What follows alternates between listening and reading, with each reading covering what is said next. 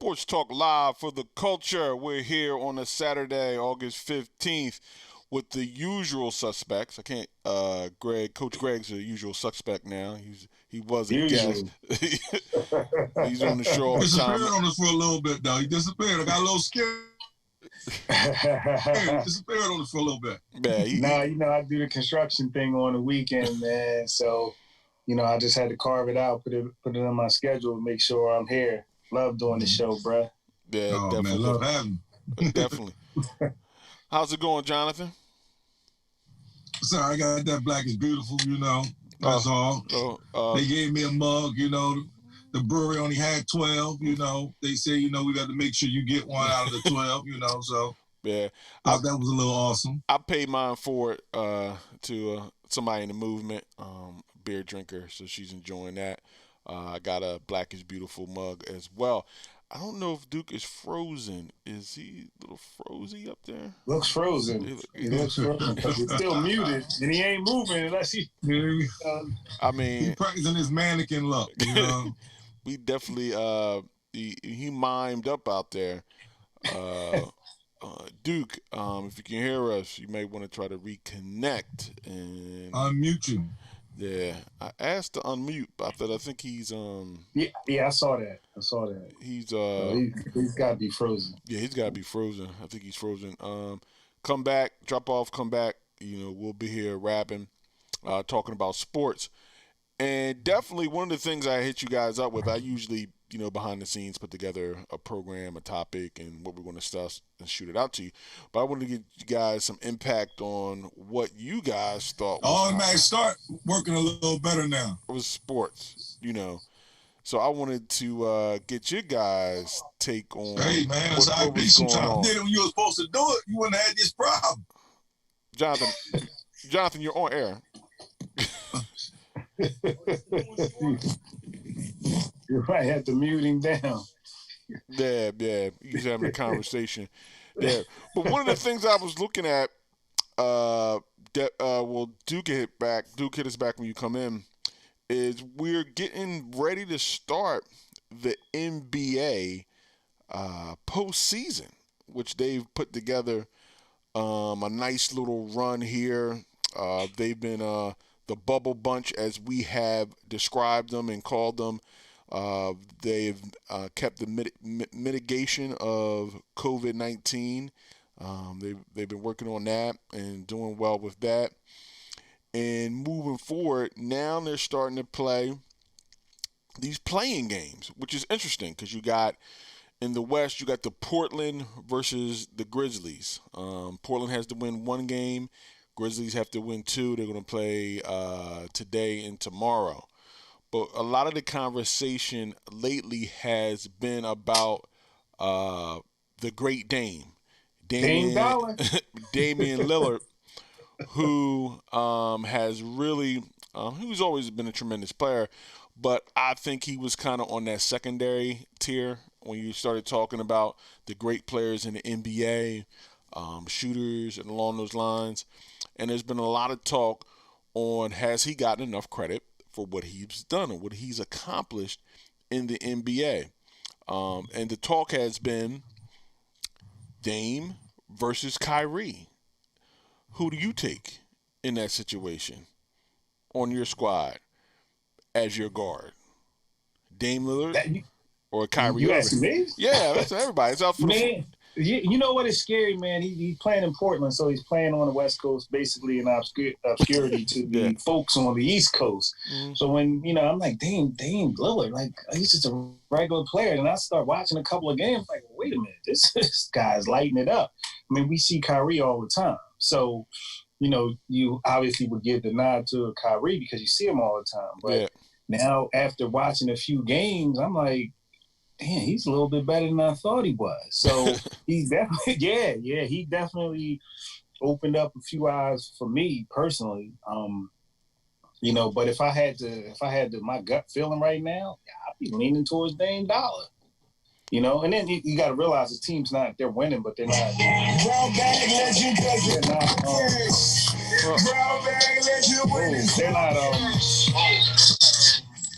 They're not they're not winning in the playoff. They haven't had any great playoff success. Going 1 or 2 rounds is not good enough. So that's what's holding them back.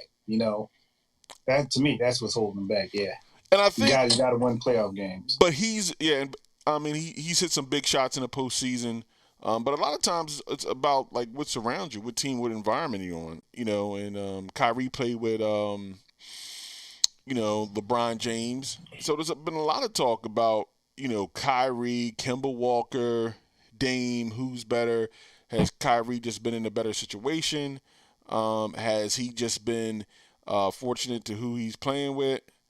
Doing different things. What do you guys think? Yeah, definitely fortunate. Well, the thing with it is you can't really go off of, I've never been a person, once you go, you got to go against the body of work. I understand the playoff and everything else, but you got to also, like you said, you got to accomplish, you got to put in fact, okay, when Kyrie got that far, who did he have on his team? When Kyrie was by himself and was his own leader, where did he go? Yeah. So did he make it to the playoffs? And Dame's on the other side of town making it to the playoffs, so, definitely you throw Dame over there, it's a little more funner for him, So what did Kyrie do when he had the opportunities? Like, both teams went, what? With the Boston, without him, they got almost there, right? 1 game away, right? Yeah. Getting there, So and that was without Kyrie, So what has Kyrie done by himself as the guy that's forced to score? Not saying Kyrie can't score 35 a night, 35. Not saying Kyrie can't do 35, 7, and 5. He can do it. But what happens when you have to do it? We've seen he can do it. He did it in the playoffs to win a playoff game to win a championship. But what happens when you have to do it every night or your team loses? That's a big difference. I think Dame is a better defender. I think he's a better defender than Kyrie. I believe his range is better. I'm arguably, like someone put up there, that Damian Lillard range is further than Steph Curry's. I said, listen, I'm still going to be on Steph's side, but I'm like, it's not. Dame shoots on a daily basis, 6 feet away from the 3-point line. He just shoots that. Like, it doesn't matter. That's just his range is right there, where, you will see Steph shoot farther than that, but it would be here and there. Dame shoots that far. That's just where he shoots his 3-point shots from. He actually practices shooting his 3-point shots there because they was picking him up so far. He was getting trapped at the 3-point line. He outdid his range and he went further around. Well, someone else take it. Yeah, that's now you throwing out Steph Curry's name. Like, it gets interesting, man. I mean, like I said, Kyrie made his bones in the playoffs, man. LeBron doesn't get a championship without Kyrie, so that's why he's leaning more towards Kyrie than Lillard. But I mean, the last couple of games that I've been watching, I'm like, this dude is the truth. He is the truth. So he might need to upgrade his situation. I allow that phone call from Draymond Green or that Instagram message. But, I mean, sometimes you got to put yourself around better people, and just to get, the recognition that you need is unfortunate. But, look no further than Kevin Durant. They're up 3-1. Nobody's talking about Durant being great until they won the chip. Yeah. You know what I mean?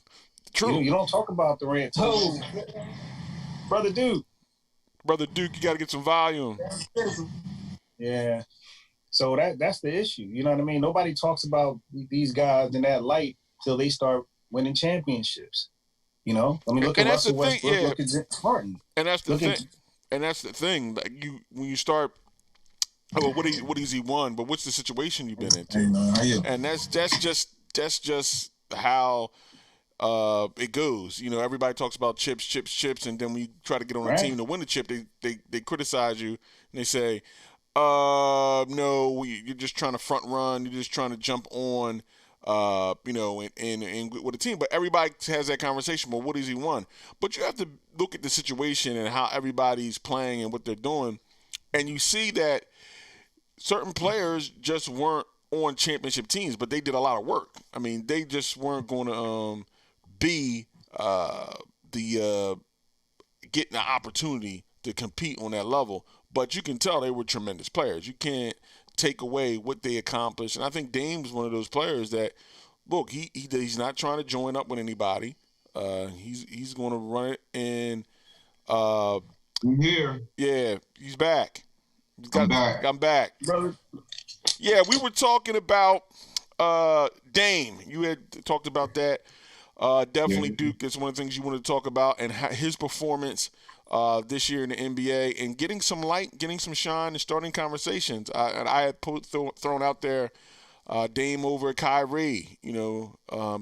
These type of situations. Go ahead, because you really wanted to speak on this. Oh, hey,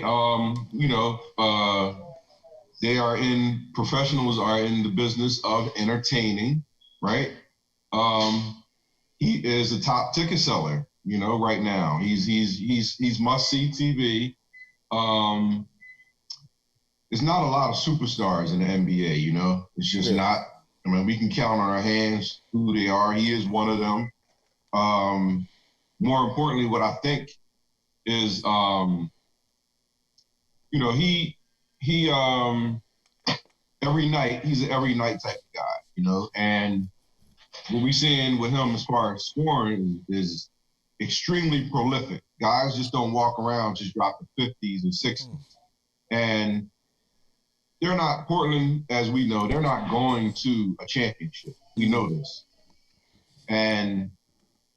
But you got to tune in to watch this guy and what he's doing, And, a lot of players, you can say they're in it for the points, they're in it for this, but what amazes me about him that he's dropping all these numbers, because we've seen guys score, but we're also seeing these assists. Like, he's dishing the ball too. Yeah. So he's doing everything. He's passing, he's shooting free throws. I think he missed one free throw in like 34 attempts. You talking about shooting 30-footers like he's shooting a 20-footer. So, I mean, this is what he does. We're watching it, and I'm enjoying every minute of it. Quiet killer, Yeah. He's got a problem, though. He's got a huge problem. And the problem is very simple. What round of the playoffs is he going out in? It's either going to be the first, if they make it, if they're fortunate enough to make it, or it's going to be, if they win the play-in game, that's the first round, or the second. Nobody's talking about him in a championship light, and that's kind of what's going to hold you back. It's going to hold you back. I mean, he can be the greatest scorer in the world, but if he doesn't have a championship affixed to his name or anything of that magnitude, he's just a great scorer. You know what I mean? And that's just what it's going to be. It's unfortunate. Maybe he can attract some talent to Portland because he clearly doesn't want to leave. Maybe they can put something around him, and maybe they can go a little bit further. But the super teams basically ruined it. You know what I mean? They ruined it for a guy who started with Portland and been there for his whole career. They ruined it. What do you guys? He made it clear. He made it clear. Like, I don't have a problem with doing this the hard way. Yeah. But the thing for me about that is, everybody needs a player. You can't do it by yourself. You just can't do it, So, I mean, I'm all for him wanting to be loyal, but at the end of the day, if you don't have somebody else to come in, and especially out west, you're going to have a lot of problems. Yeah, that's management's job, though. And now you got to call the GM on the carpet. I mean, you got to bring somebody out there. I don't know how they do it, whether it's free agency, whether they tear down a couple of pieces, trade a couple of pieces. You have to, as a GM, that's your job to get the right pieces in place so that, you can go where you need to go. So, other than that, that's why folks are leaving. You know what I mean? That's why they're leaving. What do you guys think of Devin Booker? Phoenix. He's in he's in Phoenix. Yeah. He's putting up numbers. Is he putting up? He's putting up numbers too. Is he putting up numbers? Putting them up. What do you feel he's up and coming, or he's a good player in a situation where he has to take all the shots, so he's going to score points, he's going to do work, whatever. First and foremost about him, I think he exceeded expectations. Okay. I don't think anybody expected him to put these numbers up and to dominate like he's doing, because that's what he's doing. Yeah. Right. They were 8-0 in the bubble, right? Weren't they 8-0? 8-0 in the bubble, and the thing I like about him, he's another every night guy. He's one of the best shooters in the league. Like he's one of the ones that that we enjoy watching also, man. Shooters, I mean, he's doing what shooters do. They shoot the ball, they fill it up. The only problem I have out there with him is Phoenix. Like Phoenix is Phoenix. It's gonna be a lot of shots. Mm-hmm. You're gonna be able to get your numbers. And that's where it's going to stop. There won't be any, big time playoff runs coming out of Phoenix. That's just not what they do. Do they have a future? Could they put some pieces together and move forward? I mean, I like the coach. Mm-hmm. I just don't know. Is it really a vacation spot, or are they trying to win? Those things. Here's the problem, though. I mean, who builds around the little guy? When do we start doing that? I mean, we've already figured out what wins the games. 2s, 3s, and 4s. You don't need a center, and you don't need a 1. You don't need a 1 and a 5. You need 2, 3, and 4. So to be a best player. The biggest thing now is we're in the day where when it comes to building, we build around numbers instead of build around the actual players. So if a guy averages 27, we automatically think that it's time to build around him. Well, guess what? That's not always true. Just because, you average 25, that doesn't mean somebody just all of a sudden just needs to start building a team around you. When you want to build around somebody, guys are fixtures. They're fixtures in leading organization. And you don't have to have a guy that averages 25 and all of a sudden you can just start acting like you want to put pieces around him. It doesn't matter for some guy because numbers are numbers, Yeah, interesting. Go ahead, Jonathan. And the thing about building, like what Greg was saying, around the 2, 3, and 4, I'm like somewhat agree with it. But if you have that kind of one, and Booker in today's NBA, he can play the 1 and the 2, especially against most teams. Most teams run the 2 guards. So Booker can run the 1 and the 2, but when you got a player like that, not necessarily saying fully build around him, but if you can get that other piece, if you can get that 3 that scores 25 a night with him, if you can get that piece with him, I mean, it's building with him more than around him. You can get that piece that can score the 25 a night, and you can go from there as far as building around him. But like you're saying, Phoenix. Certain teams are just going to ride with what they got and then reset and then ride with what they got. Phoenix and Portland is 2 teams, that showed that, that's what they capable of doing. We see all the talent that came through Portland that, left Portland, went other places, We see all the talent that came through. Phoenix not so. Phoenix didn't have a lot of talent since, the Amari Stoudemire days. They didn't have that much talent since then, but we see the talent that come in and out of Portland, and they're not a team that's going to go out and spend the money to go get these players, or do players want to go there? I'm not sure, but they're not. I don't see people attracted to going to Phoenix either, to play there, because we haven't seen it done. We haven't seen nobody ever go there really, to really even want to take their talent there. Yeah, it's tough. I mean, from up top, It does, but it's tough, man. Nobody, like you said, he can play the 2, but he's more of a 1. I mean, the 1 and 5 game is over. But he's a shooter. But he can. But he can. What I'm saying, he can play the 2. Especially, say like if he's playing against Portland. Portland got Damian Lillard and C.J. McCullough running together. He can easily play the 2 that night. You know what I'm saying? But he's going to get abused because at a 2, he's not. How tall is he? 6 feet? Well, he's guarding C.J. McCullough. They got C.J. McCullough and Dame playing the same amount of minutes almost. They playing them together. They playing them separate. For the most part, it's not a lot of 2s. It's not a lot of dominant 2s like how it was. It's not a lot of dominant Kobe size 6'7" 2s. I agree. It's not a lot of dominant 6'7" 2s anymore the way how it was. So that's what Kobe made his money at, because all the 2s have shrunk. So then he could post them up and put them in a post. Because they were 6'5". So I think he can still run. He can play the 2. Like you said, his game is playing the 1, bringing the ball up. That's part of his game. Right. And that's what I view him as. I don't see him as a 2. I see him as a 1. And again, if you have a 1, so if you're trying to win anything with a 1, now you need a 1 and a 5. You know what I mean? Because that's the old school theory back in the 80s when, we was coming through. You know what I mean? It was the 1 and the 5. Now all of a sudden the game's 2, 3, a stretch 4. Well, the thing about it is no team has won it without a great one recently. You know, everybody who won it had a top 5 easily won point guard except for Toronto. Stop. But we know that Toronto win wasn't good. There was still, I thought the Toronto win was legit. People get hurt. They were legit, but okay. So if you scratch out, because the X factor in Golden State's game was Durant. Durant doesn't get there. Cleveland beats them 2 out of 3 times. But they still have a top 5 point guard. That's still a top. Kyrie is still a top 5 point guard. Again, they were up on LeBron and the Cavs and lost.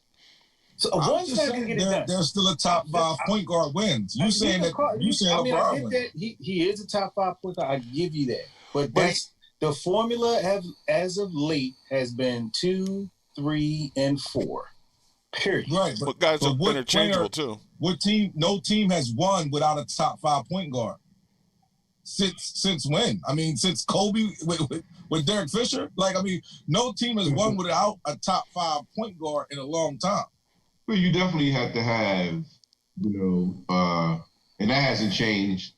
Your backcourt, you got to have a strong backcourt. You know, whether it's a scoring guard or he's a passing guard. The backcourts give you stability. Everybody knows they keep things under control. But in terms of Booker, and scoring, all these guys scoring, the game gets tighter in the playoffs. You know, we watch the playoffs. We enjoy everything that goes on during the regular season. Once the court gets smaller, that's when you're gonna be able to really tell, dude, where are these 50s, where are these 40s when the game gets tighter. And we all watch because we enjoy regular season, but in the playoffs, things get a little bit tighter. No more regular season run backs. Everybody runs back on defense. No. It becomes a half-court game. Yeah. Right. That's the problem. Because more people run back on defense because during the regular season, I ain't getting back on this play. You get the run-outs and all that stuff. That's over. Now everybody's going. One of the things that I think that helped Dame and Andre brought it up too is that the start times. Now Portland's playing at 2:30 on Saturday. Or, during the afternoons, or, you're getting 4:30 games, you're getting 5 o'clock games, you're getting 6 o'clock games from all over different parts of the country that allow you to see some players that you weren't going to see that second 10:30 start in the postseason, back, years ago. I'm like, man, I can't. I got to go to work in the morning. I can't, in the East Coast. Yeah. And definitely. For that Lakers in Seattle game at 10:30 in the West Coast, right? Yeah, I've said, so you're nobody's watching that. Definitely seeing that. One other story in the NFL, and it may be a 30 for 30, I don't know, we'll talk about it, is the resurrection of Carmelo Anthony. If you want to talk about somebody else's in Portland. What do you guys feel about Carmelo was left? Nobody really wanted him. There was a lot of talk that he couldn't conform to where his situation and where his role what would be now at this stage of his career.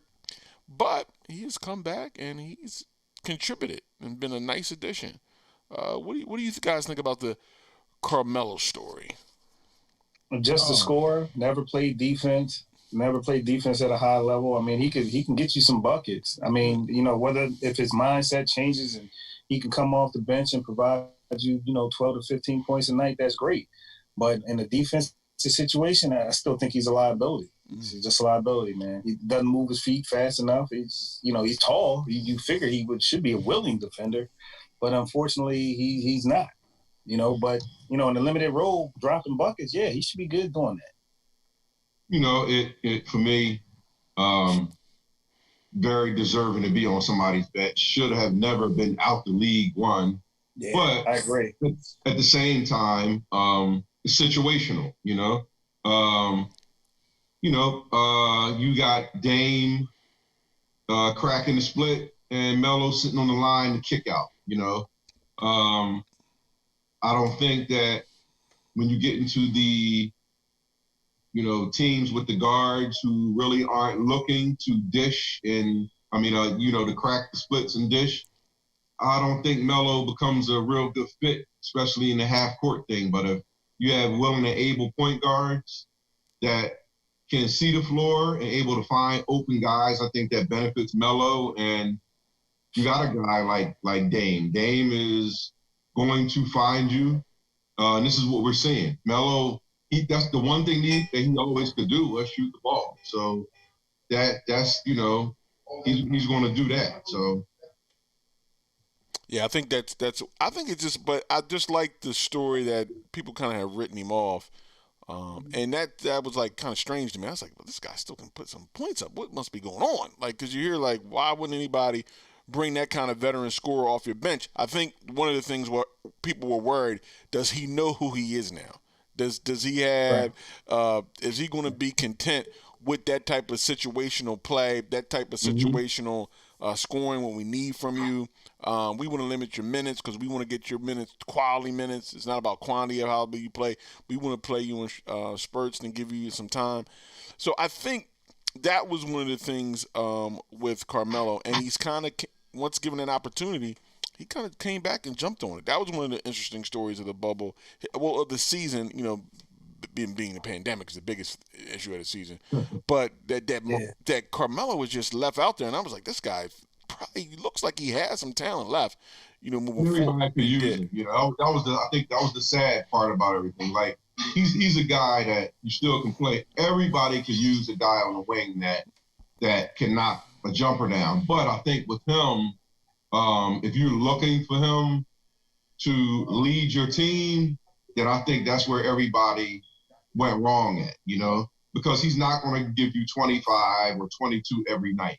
Now, if you can get that from him, wonderful. But if you're expecting him to get that, then I think that's why he was out the league for a minute, Yeah, definitely. I thought his defense kept him out the league. The defense and probably his attitude, like, yo, I'm still a top 5 player or top 10 player, whatever. And then, folks looking around, Jim's looking around like, yo, I don't know if I want to bring this guy in our locker room with this mentality. I think once he, toned it down a bit and said, hey, listen, I just want to just give me a shot, I think it worked out for him. And that's usually not the case. We just don't get the opportunity. I mean, as a la Allen Iverson, when he was on the decline, I'm still a starter. You're not a starter no more. You can come off the bench and you can still have a prominent role in our success. And I take my hat off to him. He embraced it. It was something that he wanted to do. It was probably something he had to learn to do because he's always been a starter for his foreseeable career. So kudos to him. But again, if it comes down to defense, man, you got a problem because he's a liability on the defense. Either you're a defensive player or you're an offensive player. Very few of both. Yeah, he's a liability. Yeah, he's definitely a liability on defense. But I love the Carmelo story. I love the story. Like we all can agree that the man should have never been out there NBA. Like he never was a 200 player. Ranked in the 200s. I don't care. What you say about him. I think he just passed Vince Carter in scoring. Right. That says a whole lot. He just passed somebody who's been playing 22 years in the NBA. That is a scorer. He passed a scorer that played 22 years in the NBA. Probably. That's who? Dominique. I'm not sure. He just passed Vince Carter at 14, 15. Yeah, he's about to pass Duncan. He's going to pass Duncan this year. So that's still big on Carmelo. Tim Duncan played a lot of years in the league. Played 20 years.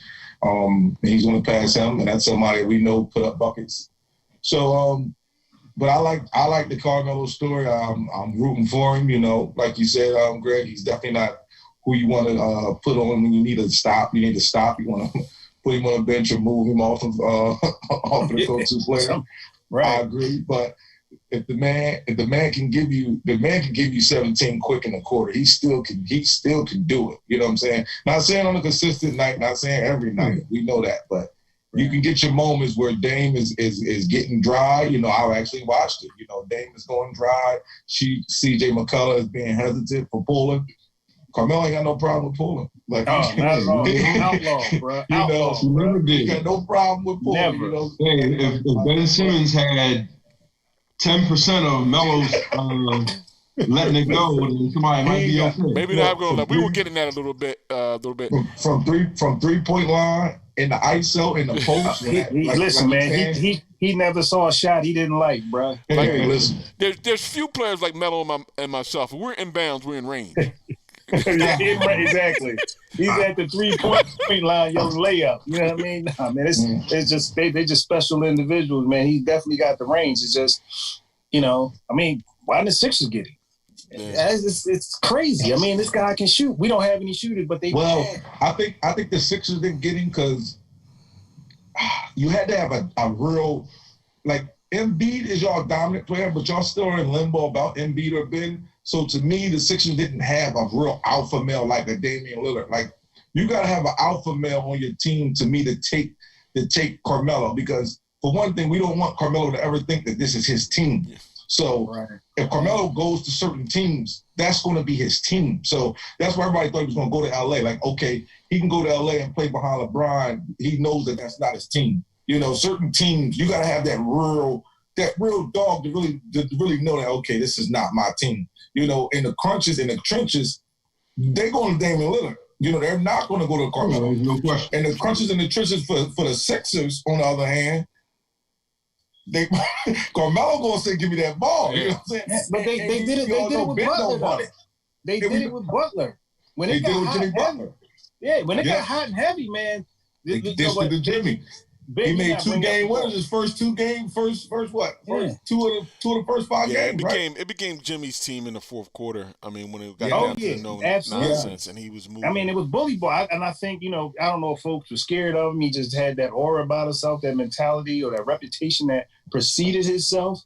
But listen, you dudes is playing around. Look, we got to win the game. Yeah, give me that right. Ben don't want to take a shot. That's not a problem. I'll take the shot. Yeah, you know what I mean. And that's that alpha male. Now it's up to Embiid, right? It's Embiid's team. Right. It's up to Embiid right now. Listen, big fella, I need 2 points. We need to come down and we need to ride J. Coates. You need to get those 2 points, period. Yeah. You know what I mean? But this guy's out there taking, 3-pointers, man. Yeah. And that's what Melo gonna say. Melo gonna say, look, y'all need a 3, I got it. Y'all need somebody to be in the block, I'm in the block.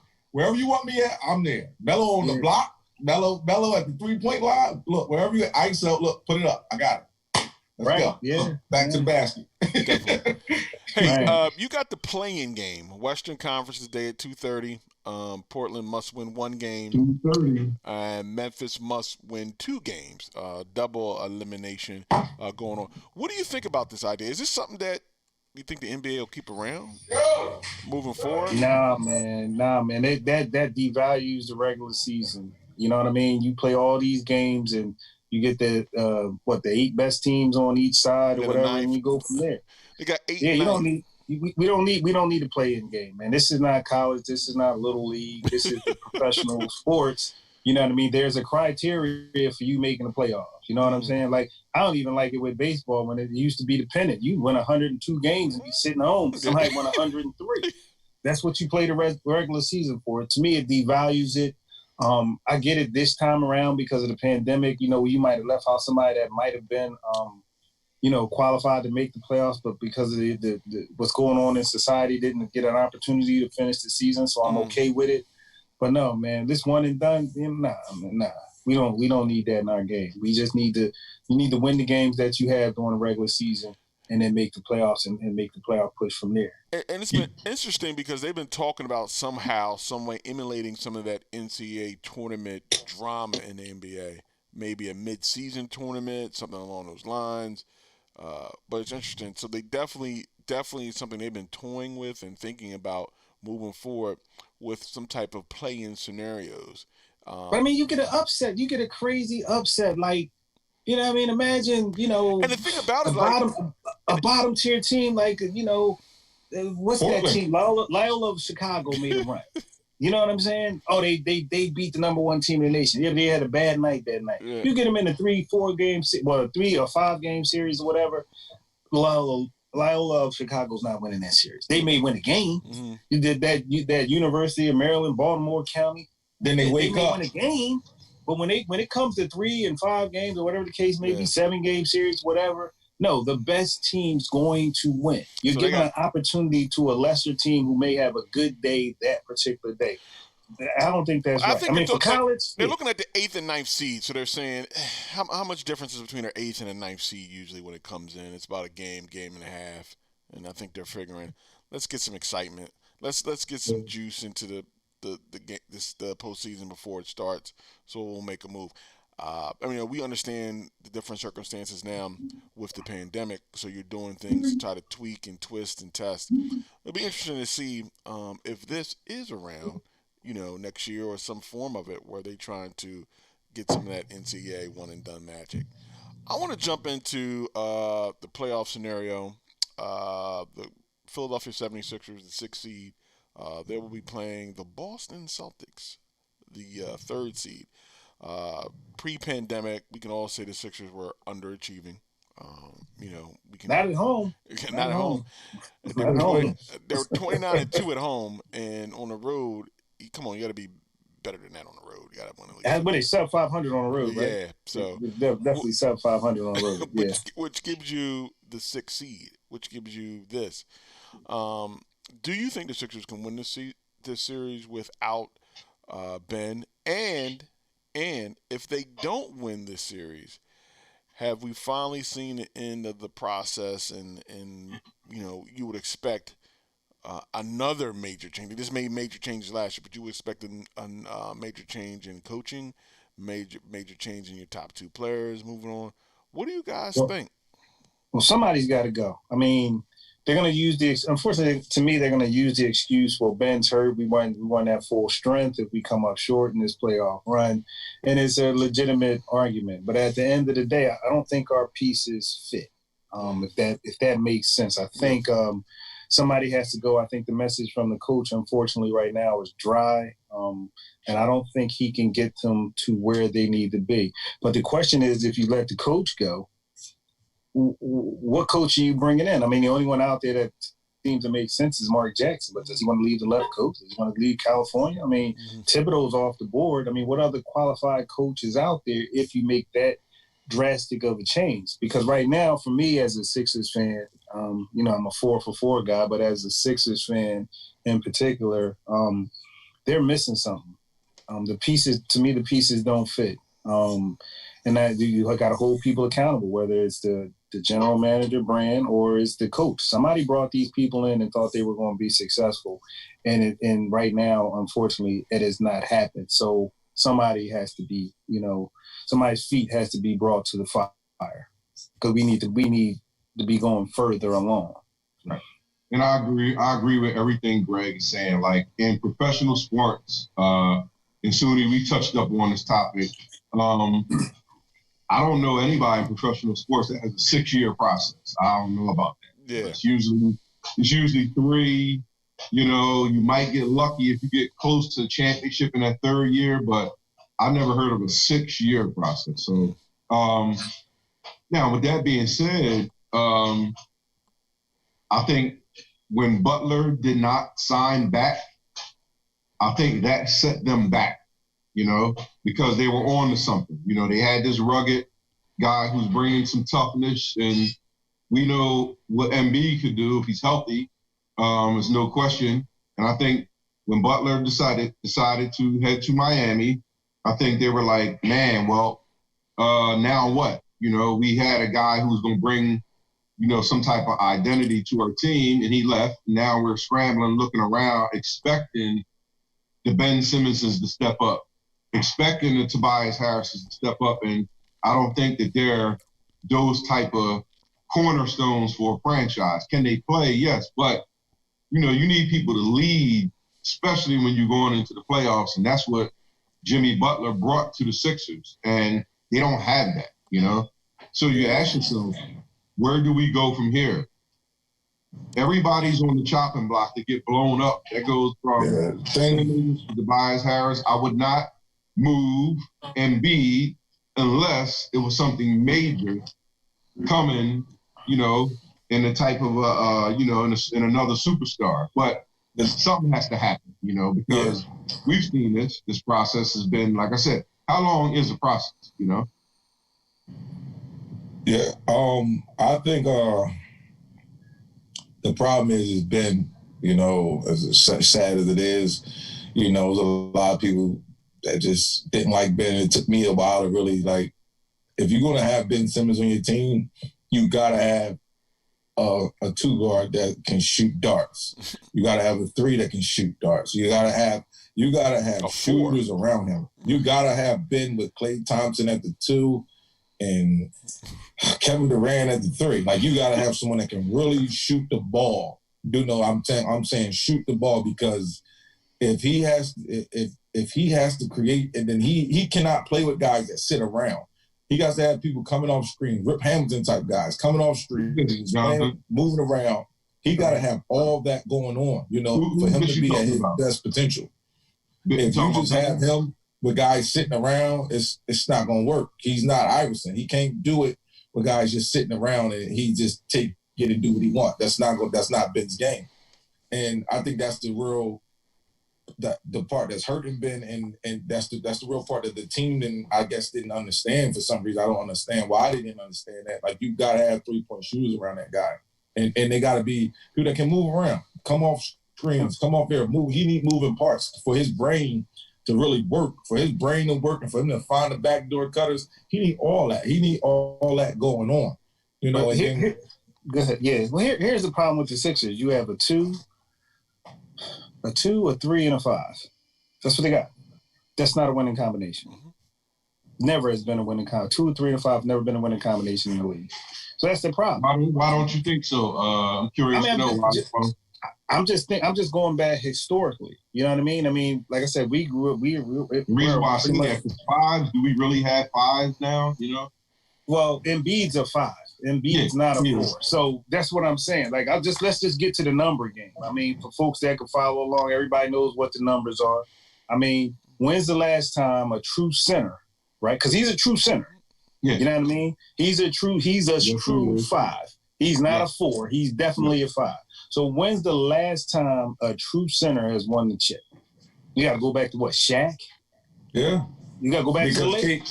Because KG was a 4. Duncan's really a 4. Duncan's a 4. Because what's the name? Rashid is a 4.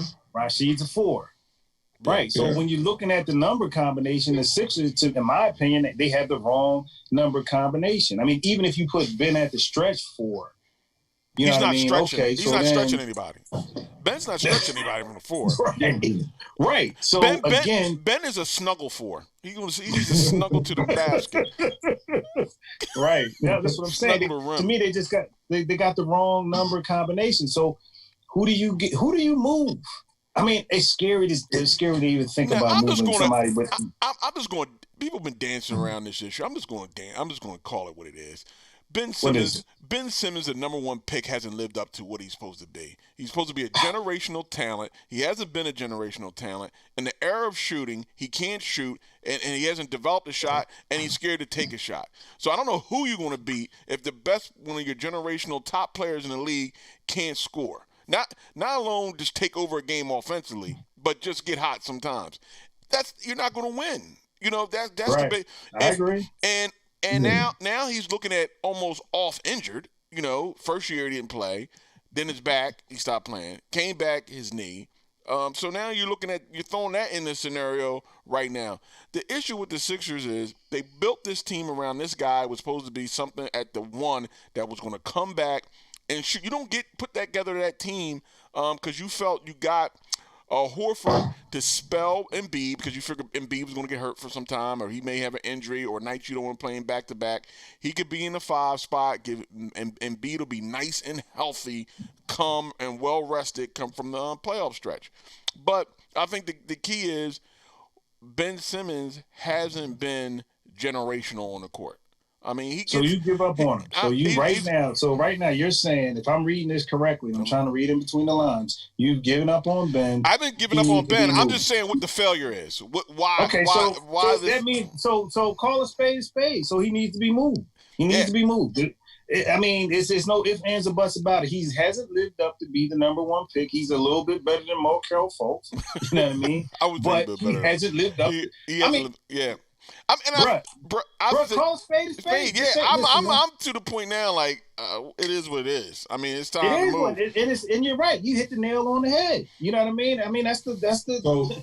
That's the monkey in the room. So You know what I mean? so would y'all would have so Sixers fans, would y'all would have rather had Brandon Ingram and Buddy Hill?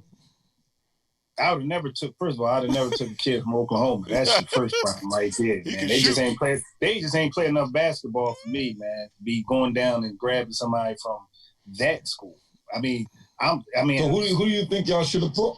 Who you would have took? I know you had to take. But here's the point. It's not the original history. It's about how you move on. You had to make the choice. You had to take Ben Simmons because of everything everybody was saying. This guy was generational. That's the pick you make because any GM's going to do that. There's a saying: you're not going to get fired for picking IBM or Microsoft or going with them because hey, it's IBM and Microsoft. So everybody's laying out. But the issue is now that you've had so many years with the player, and you see what has transpired. That's been the issue. I mean, the issue with the loss to the Celtics 2 years ago, they put a wall up. Coming back, in the series against Toronto last year, there was games where he just didn't score. I mean, one game he had 1 point. So it's very difficult if that person and the intangibles and thing he does, rebound and stuff like that. And people are going to fill out. Well, he's got numbers that mirror Magic Johnson. Magic Johnson was playing against grown men. Okay, this watered down league with 32 guys in here. Some of them only been in there 1 or 19 or 20 years old. It's not what Magic Johnson was coming to the league at 19-year-old playing against guys who did 4 years in college and are grown men in the sport. The answer to Jonathan's question, the biggest mistake they made was taking Fultz instead of Tatum. Or anybody but Fultz. I mean, you just need it. And I'm not saying that, like Ben's still going to be Ben, but if you got somebody and that kid had a lot of confidence, I'm be the first to tell you, I'm never high on Duke players. Yeah. You know what I mean? From a basketball perspective, man, I'm looking somewhere else. The Duke players typically do not pan out. Now, they've had a few in there lately, but where that program is at, you would think everybody comes out and is a superstar. And that, unfortunately, is not the case for that particular program. But the mistake lied with Markelle Fultz. If they pick Tatum, if they pick somebody's willing to go to the cup, and he only was in college a year or whatever, 2 years tops, they're in a better position. That's the issue. I mean, I still would have took Ben. I still would have took Embiid, but I would have never took Markelle Fultz. I mean, that's the problem. That was a mistake. I can see why they waited on Embiid. I can see why they waited on Embiid and they moved up other low post players because of Embiid's talent. You can see that. What I haven't seen is, the movement on why you thought Ben would be a traditional point guard and be able to shoot and do these things, and not taking away. So now they're moving him to the 4. And what are you going to get out of him? You got to dominate. Your number one players in the draft to dominate. They'll be difference makers. It's got to be, and a lot of that in NBA is getting buckets. You make a difference by your best players got to get buckets. That's the name of the game. Put the ball in the basket. He's not shooting, and he can't take it back to the basket. There's your problem right there. I got a question for y'all Sixers fans. I got a question for your Sixers fans. For one, when he was in college, he literally said pretty much he took off nights. He didn't feel like playing, in college. I mean, that should have been a sign right there about his work ethic, that he's not going to try to do anything he don't want to do. So that might have been why he's not shooting threes. He said, I never had to shoot threes. I had other teammates to shoot threes. So that's why I say he put shooters around him. But my thing is I'm not saying we're rushing this kid, but are we rushing him so much because we see what Devin Booker and Luka Doncic is doing? Is that part of the reason why he's being pushed? Man. No, it's expectations, man. I don't think that's it at all, Jonathan. It's simple, right? Because we look at development and we look at growth, right? So nobody was expecting him. If you can't shoot, right? Nobody's expecting you when you come in the league, if you can't shoot, to all of a sudden just light it up, right? Because it's a process. But we're not seeing any growth with him in terms of shooting an outside shot. So I think that's where it stops. And that's where the problem lies. Because we've seen guys come in the league, the Jason Kidds, you know, the Eric Snows, and we were like, these guys can't shoot. But eventually, we're like, okay, Rondo. They shot the ball, you know. Rondo. I got one name. Yeah, Rondo. We've seen them get better. Rondo, yeah, he's one. We've seen them get better over time. I don't know if we're watching Ben Simmons get better as a jump shooter over time. I don't see it, you know? The big problem, I think, is he doesn't attack. Like Jason Kidd, even though he wasn't a good shooter, he attacked it every night. Yeah, I have a question. I got one question. I got one name first. Go ahead. Siakam.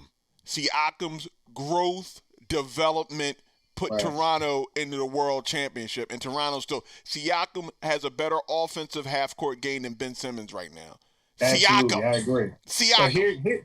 So here's the one question I have, and I'm posing it to you guys: is Ben Simmons, is he right-handed or is he left-handed? That's all I want to know, because I have certain theories around the right and left-handed people. You know what I mean? And they're proven to a degree, but you know, it's proven. Is he right-handed or left-handed? Because I'm gonna tell you right now, I'm right-handed. As a right-handed person, I don't want to be left-handed.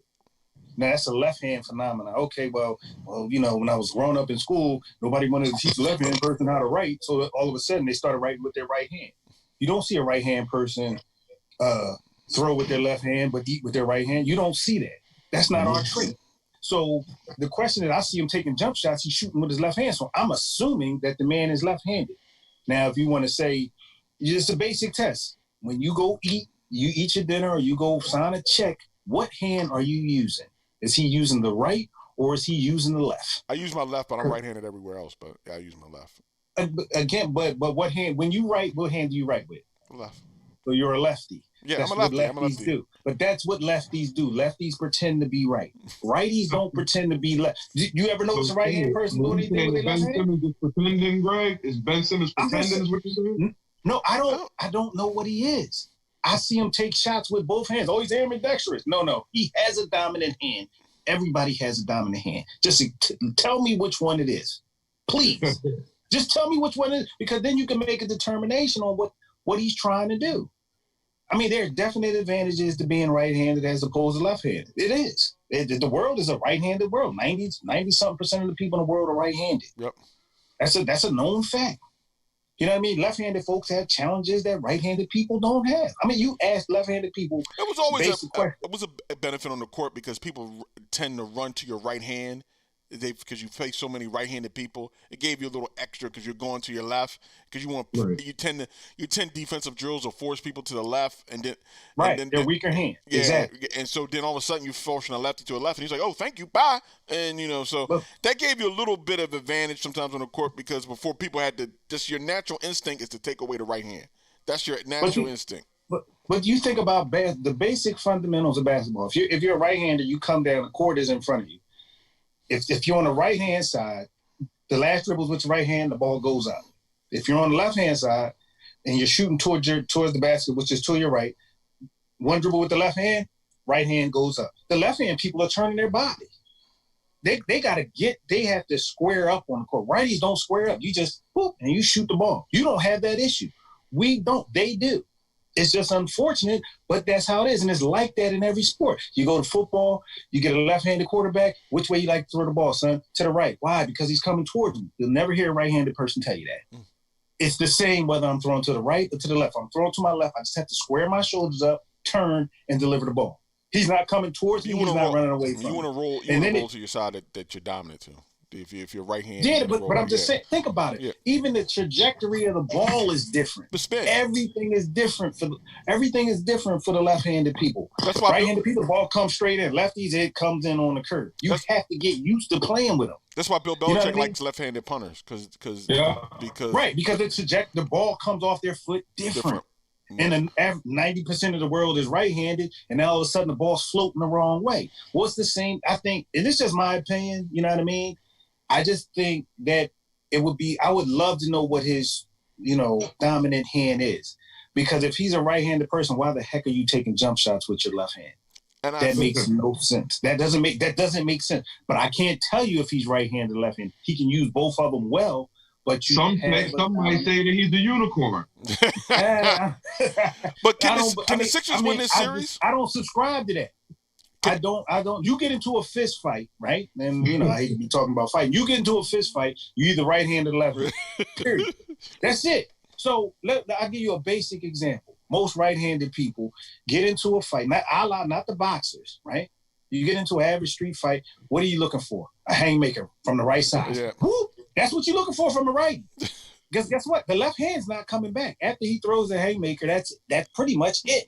That's it. They have nothing left. Now, if you get into a fight and somebody taps you with a jab and hits you with the right hand, you need to stop fighting because this kid knows what he's doing. You know what I'm saying? So is whatever your dominant hand is. And right now, no one seems to know that. Like, I would love to bump into him at, not Macy's, probably don't shop at Macy's, but like Neiman's Market or something. They don't write checks no more, but you sign your credit card statement. I would love to see what hand he writes with, because I'll be like, well, why are you on the court shooting with your other hand? Because it doesn't make sense. Right. He might write his first name with his left hand and his last name. You said it, I think he's a righty, though. If he's left-handed, he can do things with his right. Most left-handed, like you said, a right-handed, I can't do nothing with my left road. A right-handed person can't really do nothing with their left, but a left-handed person can do things with their right hand. Like you said, they the ones that, like you said, ambidextrous. They're the ones that can bat both sides of the side. They can go on left side or right side. Normally, they're left-handed. They're actual left-handed hitters. They just can do it both because they've been doing it for so long. They've been going on the right side since minor leagues. But what happened is, people, you got to realize most of the world is right-handed, and they're forcing the lefties to conform. I had my buddy had a son. He was left-handed. We were trying to teach him how to tie his shoe. I'm like, oh, all you got to do is this, and he couldn't figure it out. And I was like, oh, I could do it with my other hand. I could not tie my shoe with my left hand. I was completely lost. You had to bring in a left-handed person to show the kid how to tie his shoe. Even the knot's different. It's different. Yeah, that's what I'm saying. So if he's truly a right-handed person, right, then my question is very simple. Why the hell are you shooting the ball with your left hand? Why are you doing that? That's a complete waste of time. I think he shoots right. But I think the number one thing, I think if Ben Simmons was attacking the rim and shooting about 60% from the free throw, or just shooting 30%, or for if the shots were being taken, I think people would be more comfortable. Okay. Yes, you can get away with not being a three-point shooter. Yeah. Vince Carter wasn't a three-point shooter. Yeah. Vince Carter became a great three-point shooter. What's the other dunker? Jason Richardson wasn't a three-point shooter. He became a good three-point shooter. Like, you can, Brook if Lopez you can is shooting attack threes and dunk the ball, like, you're 6'9". Like, you should be able to attack the rim and dunk the ball. Brook Lopez is out here shooting threes. Like Brook Lopez. Remember? Not only Brook Lopez. Paul Gasol, little brother, Mark Gasol. Remember Sam Perkins was hitting threes, big sleep. He's like, I'm still in the league. Yeah, I could do it. But I mean, again, you still have to identify with your dominant hand. I mean, you see James Harden taking shots with his right hand? No. Well, if he attacks, it doesn't matter. He can use both. No. We talking about jump shots, bro. I ain't talking about when you in a professional, bro, left hand, right hand. When you go into the cup, it don't matter. You should be fluid with both hands going to the cup. But when you step out of that, 10, 15 foot range, bro, one hand's taking over. Period. Whether it's the left or the right. Ain't going to be no, let me think about it. No, it's the trigger and that thing's gone. Period. We don't know with this guy. We don't know. I think he's may have been left and they made him right and he shoots right and then he wants to come left. I think. So it comes back. He breaks up now and then. Jonathan, you breaking up a little bit. Yeah. No, I mean that's all. That's my biggest question for him. You know what I mean? I really don't care, but you got to get that riddle solved because then that'll tell you a lot about what his mindset is. Period. Point blank. Yeah, You don't know exactly where he's coming from. I think he's going to do what he's doing until he retires. That's what I think. And that's the problem. And that's why he won't be. He's still a very good player. Playing the game the way he's playing right now. He's still an above average player. Right. But be so much better. I'm seeing. We would never see Ben that, but we can continue. We would never see Ben breaking up, Jonathan. You probably need to taking a shot from other than practice. And shooting jumper. But I'm seeing a little Roy Jones. I'm thinking a great athlete, but not perfecting the great skill. You know, I think Ben is really doing well with his athleticism, and I think his athleticism being 6'10", run, jump, block, and I like that. You know, being a defender. But now I'm a little bit worried because he's been hurt. You know, he's been hurt, but he's never been tested. You got to realize he was probably always the biggest kid from the AAU till he got to college. He was always the biggest kid. He was always the best kid. So, I don't have to worry about that. They can't stop me anyway. I'm 6'10". Everybody else is, dwarfs out there. You know what I mean? You got one kid who probably is his size. He goes right around him because he's faster than him. Now, all of a sudden, you're at the highest level of the sport. I mean, you got men out there that you got these players, men that could do it all. And some of them can do it better than you. Then all of a sudden, your talent level begins to drop. You go to college, you're an All-American, you're all everything, get to the pros, you're a bum. That guy stinks. How do you make it to the pros? Because you're playing with the best of the best. And that's what you're seeing right now. There's things he can do. He's going to run up and down the court fast and everybody. He's going to beat you to the cup. He's going to beat you to the cup. You know what I mean? Man, I don't have no issue with that. He will take you to the cup. But the problem is, we get in a half-court game, he's lost. Yeah. He don't know what to do. He had no clue what to do. None. You know what I mean? Like anybody could tell, bro, just shoot a 10-footer. I don't even care if it goes in. Just shoot it to let the other team know that you're willing and capable of shooting the ball. Put the pressure on them. Absolutely. I think that's the story. I think the story goes, and a lot of people, and see, Philly, we get this thing bashing or giving up on players too much. But, we calling it what it is. The basic element of Ben Simmons' game is he plays defense, and I thought he was like, okay, we got a Jason Kidd 2.0, a big athletic Jason Kidd, so it's going to take some while for him to get a shot, moving forward. But then when he wasn't taking shots, then he wasn't shooting. That kind of, I was like, are you afraid to fail? Like, that kind of could be. That could be. You're not going to the basket. Like, go to the basket. What you should do with your size and athleticism is go to the basket and make sure that we're in a double bonus. Right. In the games. Like, even if you miss one or two, even if you're shooting 55%, you going to the basket, drawing contact is going to get us in a double bonus, and you move forward from there. But that's going to be interesting. Can the Sixers beat the Celtics in this series without Ben Simmons? I think what you're going to find out from the Sixers, I think you're going to find out some things, and I think it's going to be a positive what you find out. Okay. Because you're going to find out there are other players that you probably never thought of.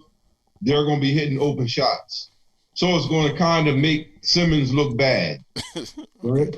Because you're going to have guys out there now. They can't facilitate like them, but that wasn't his problem. The problem was knocking down these jumpers.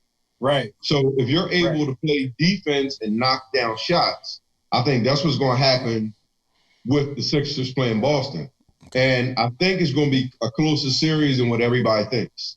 Yeah, I don't think they're going to get swept. I agree. I don't think they're going to get swept. I had to look that kid up they had on the roster. I forget his name. He's from college. He played at Colorado, though. Oh, my God. What is that kid's name? He's either a 2 or a 3. But I can't. His name escapes me right now. I had no idea who this guy was. He came and dropped 25 off the bench. I was like, oh, my God, who is this kid? So, it may expose Ben. If they're competitive, if they're competitive to any degree, right, and they flat out win, then you're going to be sitting there scratching your head like, do I really need Ben Simmons? That's the question you're going to ask. You just signed him to a deal, so we'll see how that goes. I mean, the money's guaranteed, so it ain't really nothing you can do with it. But the name of the game is, I believe that you in his situation, you can put his name out there. You put it out there. You see, because I was hearing names like C.J. McCullough, Those names are out there. So I think that's what you do with him. You put out there to see if there's any takers. And if the takers look very good, then I think that you're moving because you may be able to get 2 players for him. It may not be star for star, you know? You might be able to get a McCullough and somebody else. That I'm not trading him for McCullough, bro. I'm all the way out on that. Yeah, it's got to be Lillard or better, man. It can't be. It's just star for my star. But you got to find somebody that's. It's Ben that caliber of star. Who's willing to take Ben? Do anybody feels Ben as a star? Yeah. Somebody thinks he's a star. You know what I'm saying? Who feels Ben is Damian? I wouldn't give Damian Lillard for Ben. I'm not giving Lillard to happen. It's not going to happen because they're not comparable. How about this? Golden State, they could use a Ben Simmons. He's the perfect Iguodala for them. You know, he's a young Iggy.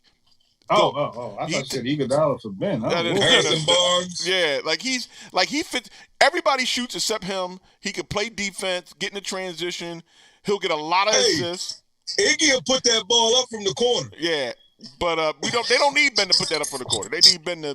But I mean, if I'm sending if I'm sending Ben to Golden State, if I ain't coming back with Clay, man, it ain't even worth discussing. Now, but I'm looking like this. Well, Clay is ready to move too. Clay is up. This is Clay year, so maybe. And another thing I wanted to say is, do y'all give Ben a max deal? Do you think you give him a max deal? They gave him close to a max deal already. He's already signed. He's already maxed. He's 170. He's 170. He's done. He's loaded.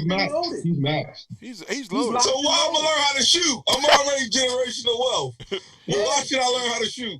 Exactly. No, I mean, you had to do it. I mean, they could have waited another year or whatever. Coach Greg.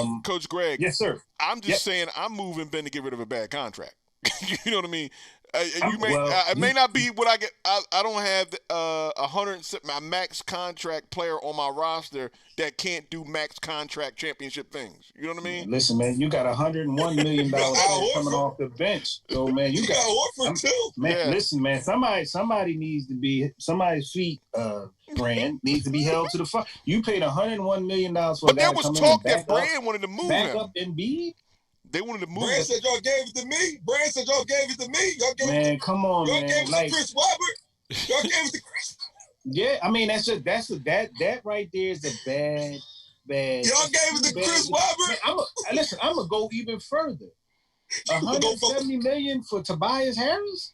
Tobias. Well, hold on. You got to remember who's out there. Like you only can bring the players in that want to play for you. I get that. I get that. But I would have been now.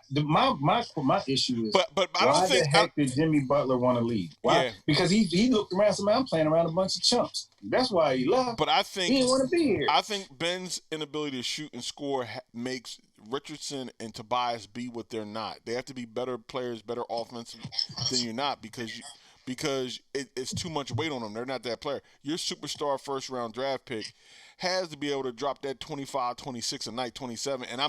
And be, all right, tonight I got this. All right, it's no big deal.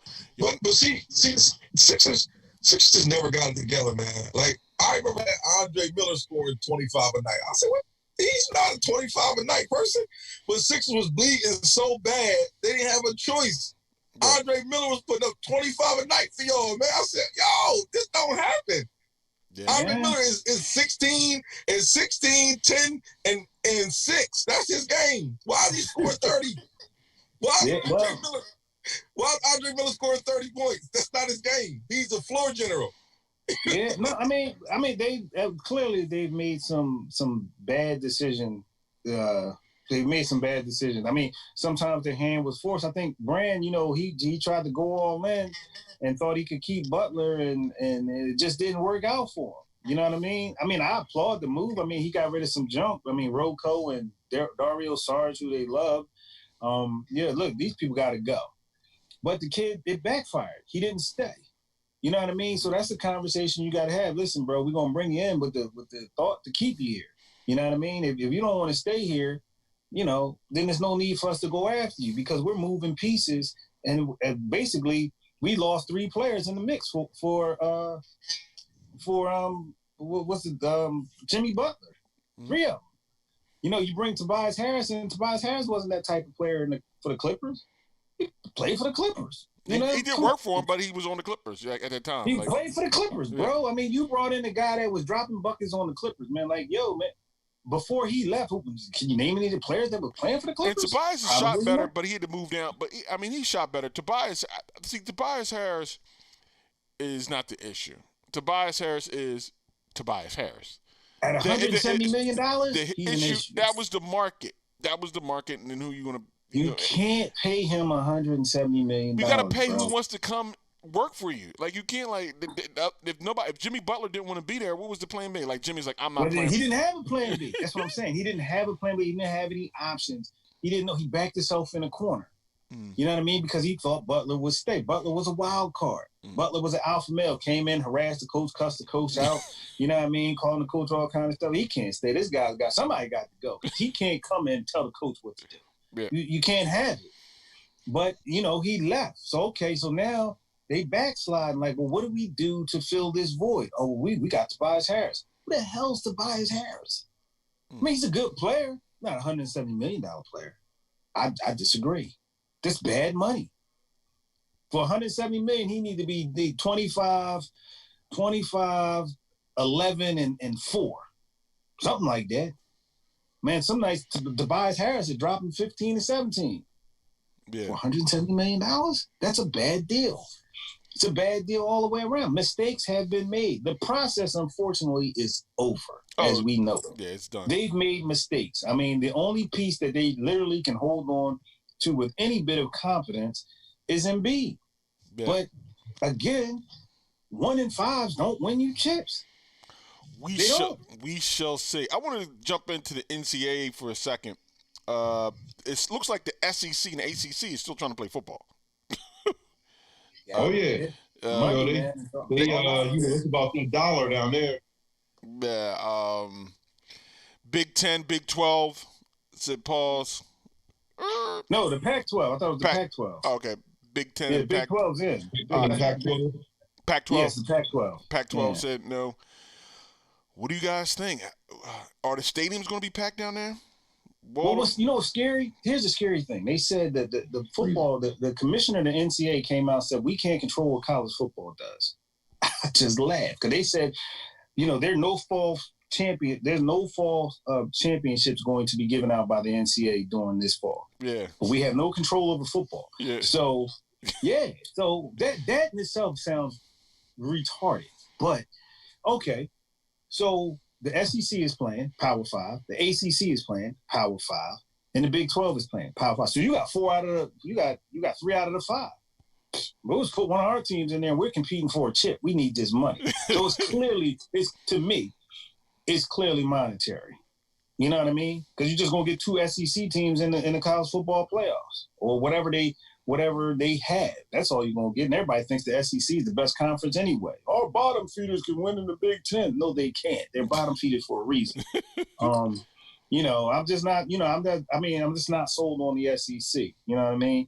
You have 3 good teams, and the rest of them are just average. Georgia never wins. LSU snuck up there 1 year.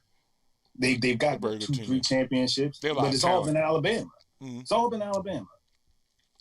And I think Alabama wins with, you grab a lot of talent down there. And, they get a lot of talent. Yes, they do. Throughout the conference, and definitely moving forward with that. But it's interesting because it's like it's drawn on regional lines. Some probably, political. That look, we're going to play. We're going to do what we're going to do. I think the Del Val shut down this week in our home state. Oh, really? Yeah, I believe Academy Park was the first school. Academy Park was the first Delco school to say, we're not going to do it. We're just like, really? Yeah. I know Penwood was practicing. Yeah. I know everybody was practicing, but I think, no, we're not going to do it. And I believe the Del Val said, no, we're not going to do it either. And I think, and it's for the best because it's kind of difficult to say, look, with all the resources the Big Ten has, and the Big Ten says we can't do it, how the heck can you say you could do it? Like, and the PIAA don't want to make a move because they don't want to go against the party political lines, in the state. So they're saying, oh, you guys, it's up to you guys. You guys do whatever you want to do. We'll give suggestions, but not mandates. And yeah, I mean, it's weird. I mean, like, I got little league programs. Somebody called me up and asked me, can they use our field? I'm like, no, you can't use it. And they're out there debating. Now, our league, we shut down. Yeah. You know, Burt Bell shut down, but Bucks mom, Pop Warner said, hey, we're good to go. We're going to play. You know what the teams in Burt Bell said? Well, we're going to go to Pop Warner. Burt Bell was like, you got to sign a contract to come to Pop Warner. I'm like, whoa, wait a minute. You don't have to sign a contract. Who's telling these lies? But it's just interesting because I had one of my coaches, the alpha male, wants to still coach. I'm like, fine. I mean, if you want to coach and you want to go out there, you want to take that risk, you know, be my guest. I can't tell you what to do and what not to do. But, I mean, it's a huge debate. It's a huge debate. You know, well, Greg, we got to go on with our lives, coach. I was like, at what expense? Like, if the big boys can't get it right, what makes you think you can get it right? You know what I mean? That's where I'm all the way out at. My program could do everything right. We take a trip down North Philly, not to single them out. It could be South Philly. It could be anywhere. And let's say they're not practicing social distance and one of your kids takes out my kid. Well, one of my kids takes out your kid. You want that on your hands? It just makes no sense. We don't have the resources. My goodness, we don't even have a defibrillator. I mean, you know what I mean? We're struggling when a kid gets a concussion. Oh, he can go back in the game. No, he can't. He's concussed. What does that mean? No, he can't play. That's what it means. And so now, in the height of a pandemic where viruses, we don't know how it's transmitted, and things of that nature, you want to go out and take that risk? It just doesn't add up. Look what happened to baseball. We going out to the club. We don't care if 15 people test positive. Yeah, somebody wants to go. You had the situation with the Seattle Seahawks, where they had the bubble situation, and the guy snuck a girlfriend up into the hotel. They cut him, released him. He wasn't a superstar player. No, absolutely not. If it was Russell Wilson, he'd still be on the team. But but he was trying, make the team, and he got a little Alizé up in there in the room, and and that's one thing led to another. They found out and they released him. So that's what a lot of players were talking about when we had this conversation last week or 2 weeks ago about character. How much more is that going to be important nowadays with this pandemic? The guys that you're bringing on the team, like, I'm not following the rules. Dude, you're not even a star. Like, you're not, like you barely, if you're going to make this thing, it's going to be practice squad, special team, chasing kicks. And you sneaking women up into the hotel room? Yeah, absolutely. What is he, 20, 21? That's his life. He's been doing that. Depending on what school he came from, I mean, they may have co-ed dorms and things of that nature. I know at my school we didn't. Yeah. So that's what folks did. Yeah. So he's only doing what he's always done. Yeah. But he wasn't going to make the team. That's the sad reality of it. But I mean, look at the decision that you put in the kid's hand. Listen, I got a job. I'm going to forego my job to bring this young lady up in there. Yeah. I mean, that's what you're dealing with. That's what it's a problem. And then when you get the veterans, and you get veterans out there, like, look, I'm on this team, I'm a starter, I ain't got nobody behind me. Yeah, it's all about me. You get an Antonio Brown mentality. They're gonna bring women up there or go get food outside or go get some hot wings. You know what I mean? Stop at the strip club. You know what I mean? Get a dance. Probably cash at you. You don't want to touch you. Yeah, there you go.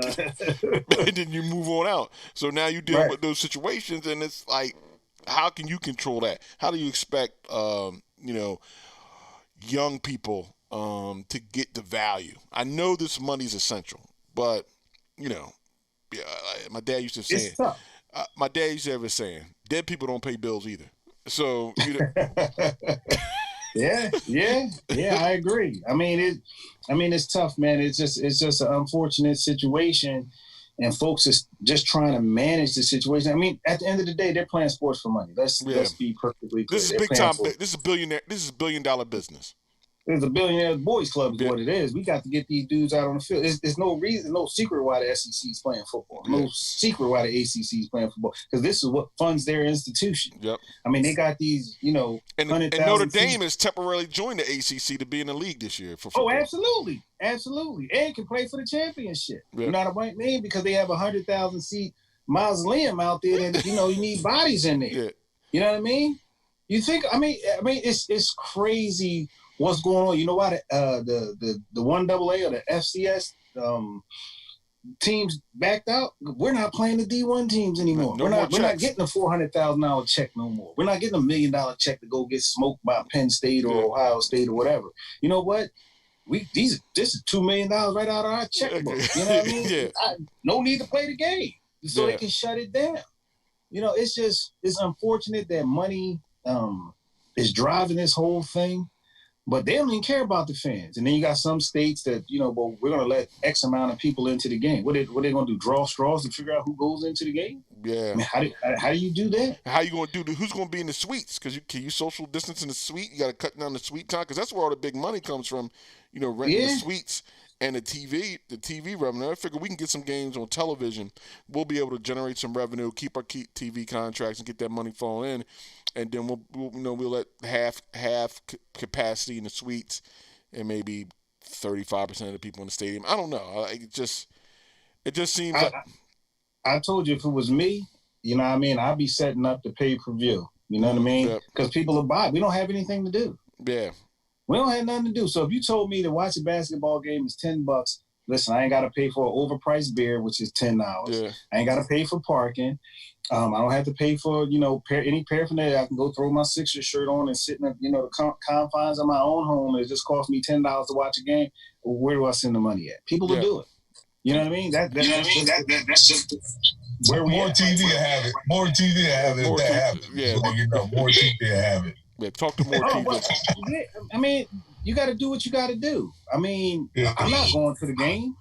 I don't want nothing to do with the game. I don't even want to be around people. Right. But I'll pay. 1,000 feet, turn left onto Center Boulevard. Yeah, I'll watch. Why not? Yeah. Why not watch? I mean, it's almost equivalent to, like I said before, with the boxing. Back in the day, we used to get, Wild World of Sports. You used to get all the great matches right on TV. And all of a sudden, hey, we can make some money out of that. Oh, pay-per-view. People line right up, pay their money, watch the fight, have a fight party, whatever. So what's any different now, given the climate that we're in? Yeah, there is really no difference. So now, and that's going to be an interesting thing as we move forward to see how outbreaks are handled, how moving forward, what will become of these situations, and the bottom line has been the bottom dollar.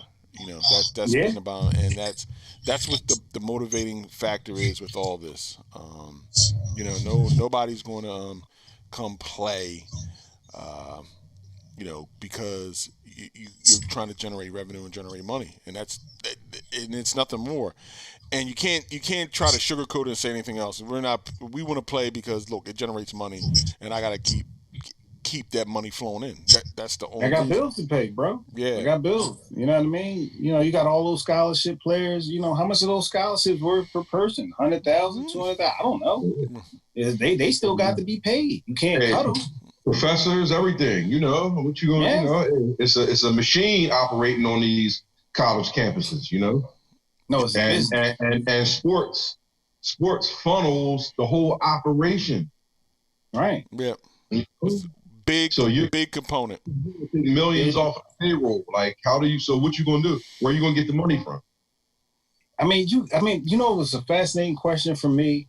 How much money does, let's say, a Michigan or a Penn State makes off of one Saturday playing some know-nothing team from Timbuktu? They get 100,000 booties in the seat. You know what I'm saying? At said cost. Then you talk about parking. Then you talk about concessions. Then you talk about paraphernalia. Well, you start at 100,000 strong because that's what you're going to get. And just easily. Just throw $10 per person. That's $1 million right there. So. And you figure the average ticket is about, let's say, $50. So that's $5 million just right off the gate. But you got the students. But see, I mean, you got the student section, but don't forget about parking. Don't forget about parking. The students paid. Parking and rake you right over the coals. And the students already paid tuition, so that they came out of that. So yeah. Right, but you figure the average person's going into a college game, and you got suites now. It's all over. You got everything. So you figure sponsorship. You figure the average person is spending upwards to, even if they carpool, let's say tickets, let's say about $100. $120 on average, and that's not if they're in there drinking. Yeah. Because then that price shoots up. Yeah. You know what I mean? So let's say the average person spends $100 on average, and you have 100,000 people in there. That number's insane. Oh yeah, yeah, Howard, come on up. We'll bust your boots. Yeah. And come on up, Howard. Greg, you haven't even talked on the networks they have now. They have the ACC network. They have the Big Ten network. They have, and then you have your local TV shows on your cable. We got, Texas has their own channel. It's a machine. Yeah. It's literally a machine. You're stopping a machine. And think about it. All these schools, they probably own their stadium. You get what I'm saying? They probably built them Johns back in the 30s and 40s when it was dirt cheap. They did a little bit of refurbishing, in the 80s and 90s or whatever, right? They probably own the land that you're parking on. They own everything. Oh, yeah, absolutely. Like I feel sorry for like a temple who got to go down, pay the link $2 million to use their facility and then get, ain't making no money off the, concession. Nobody's really going to the game, but they're not making money off concessions. They're not making money off any parking, as opposed to Penn State or Boston College or Notre Dame. Yeah, come up on campus. Yeah, park over there. Yeah. Listen, I go to a small school, homecoming come around, bruh, it's $20 to park. Yeah. And the place is packed. Yeah. Pizzazz is packed. So imagine what that's like. Shout out to your university. Virginia State now. VSU Trojans. VSU in the building. Yeah, so so I mean, and that's the whole point. And it hurt them to cancel homecoming. You know that. Oh, what? Oh man, they were sick. Yeah, exactly. For an institution of that size, for us, I mean, we're D2, so you probably figured they're raking in $500,000 on homecoming. Easily $500,000, and that goes right to their bottom line. The D1 schools are doing this every week. Yep. You notice they look at their schedule. Like I'm like kind of weird. So I'll go in, I'll look and see how many home games they got. Look at the Penn States of the world. Look at the Ohio States of the world. 7 home games a year. Yep. 6 to 7 home games a year in excess of 100,000. Right. In excess of probably 20-something million on a weekend. Yeah. Easily. The money starts coming in on Thursday. Yeah, Wednesday and Thursday. Yep. Yeah. I mean, it's a business, man. The paraphernalia's flowing, the bars and the wings. Yeah, man. It's got to be insane. And then you figure, the money that they get from participating in the bowls, being in the Big Ten, the revenue sharing, all that stuff. Man, we just touching the surface. Oh, the surface is just being touched. It's going to be interesting to see how this plays out. And what would be the ramifications if, you get an outbreak, you get some illness, somebody takes something home, and, how will that be explained? How will that be explained? That's when it'll stop. Unfortunately, somebody gets sick and, somebody unfortunately will lose their life. And then that's when people will come to the realization that, it wasn't worth it.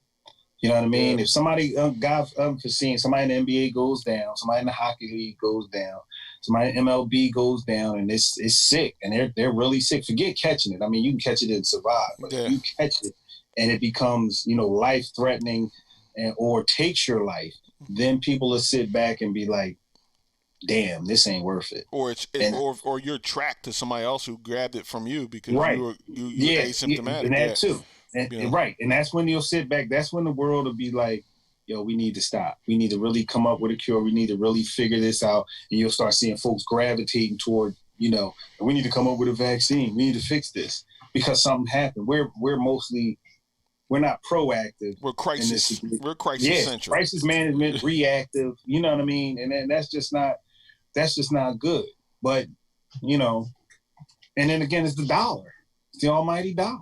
Almighty. Mucho dinero. Mucho dinero. That's everything else runs the marathon. That talks. That's definitely the situation moving forward. But fellas, we had a real good show. Had some topics. Had some topics that we got into. Jonathan. I'm waiting to get to the ranch. I'm waiting to get to the ranch so I can step out back. So I can step I seen the page. I seen that. That looked like some work. Oh yeah, we was out there. We was out there. We christened it. But definitely, fellas, We got this NBA basketball jumping off. So we'll check that out. Playing games, the Sixers. We'll see what happens with them, moving forward. But everybody enjoy the rest of your weekend, and have a good time. And we'll see you back here on Sports Talk Live for the culture. We out. Peace.